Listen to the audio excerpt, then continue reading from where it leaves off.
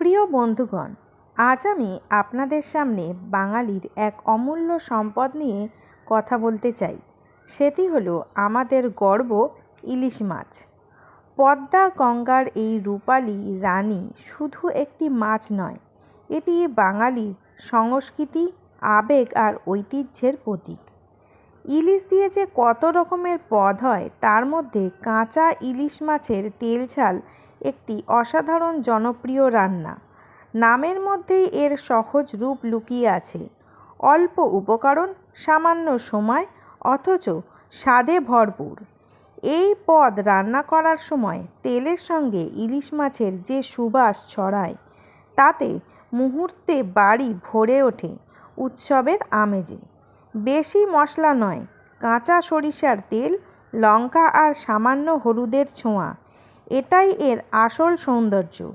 এখানেই বোঝা যায় বাঙালি রান্নার জাদু লুকিয়ে আছে সরলতায়। ইলিশ তেল ঝাল খাওয়া মানে শুধু পেট ভরানো নয়, এটি এরকম আবেগের যাত্রা।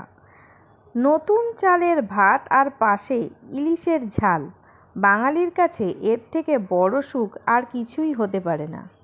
বন্ধুগণ, আমরা যদি আমাদের রন্ধনশৈলীর ঐতিহ্য ধরে রাখতে চাই, তবে এই সমস্ত সহজ অথচ অমূল্য রেসিপিগুলিকে আগামী প্রজন্মের কাছে পৌঁছে দিতে হবে। কারণ ইলিশের স্বাদ যেমন অমলিন, তেমনি বাঙালির রান্নার ঐতিহ্য অনন্ত। মাছ ধুয়ে নুন, হলুদ, লঙ্কা গুঁড়ো আর তেল দিয়ে মেখেই রেখেছিলাম, আর মশলাটাও রেডি করে রেখেছিলাম। এইবার কড়াইতে তেল দিয়ে কালো জিরে ফোড়ন ও কাঁচা লঙ্কা দিয়ে ভালোভাবে নেড়েচেড়ে তার মধ্যে রেডি করে রাখা মশলাটাকে জল দিয়ে গুলে দিয়ে দিলাম। মশলাটা ভালোভাবে তেলের মধ্যে ফুটে উঠলে কি করলাম, কাঁচা মাছগুলোকে আস্তে আস্তে ওই মশলার মধ্যে দিয়ে দিলাম। এবার মাছগুলোকে ঢাকা চাপা দিয়ে 2-3 মিনিট সেদ্ধ করে নিলাম। তারপর আবার মাছগুলোকে একটু উল্টে পাল্টে দিয়ে অপর পিঠটাও তেলের মধ্যে দিয়ে ভালো করে সেদ্ধ করে নিতে হবে।